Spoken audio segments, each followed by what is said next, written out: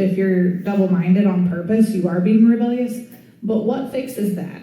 It's not just a decision, because if it was simply a decision, then the drug addict would always be able to get free immediately.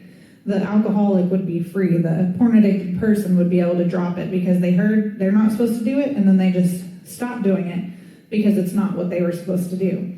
Unfortunately, that's not the reality of how God created us. And so this is why you can go to different churches and see that they have, maybe a larger majority of a certain church has people walking in the world, like 1 foot in the world and 1 foot in the church. Thankfully, members that we have, most are not like that because we focus on discipleship.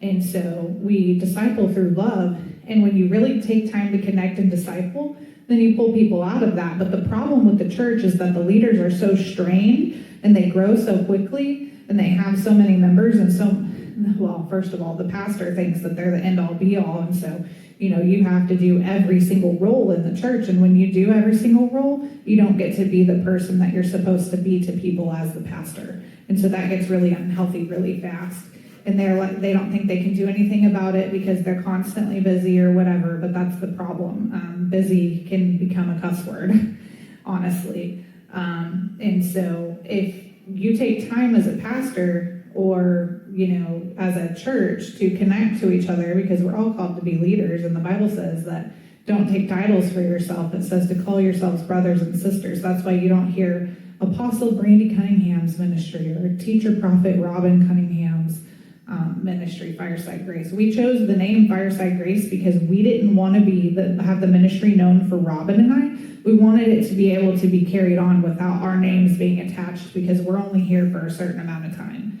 So we don't live life like that. And so when you can drop your title and you can be present with people who are going through really hard things, this is where I really struggle with the church. There's a lot of pastors who are quick to say, well, I have discernment and I can tell that that person is operating in a Jezebelic spirit, or I can tell that this person is operating in manipulation. I don't give 2 cents about what your discernment says if you don't have the knowledge and compassion and desire to help them through it. I don't care at all what your discernment is. And the issue is when pastors or whoever leaders think they can call out these things and then not help people through that, because the only way out of this and those type of behaviors, that's just the fruit of the problem, but the root of the problem is disconnection. So your job as a pastor is to connect and help pull them out of that. And that's all I'm going to say about it. I'm going to leave that there so I can move forward.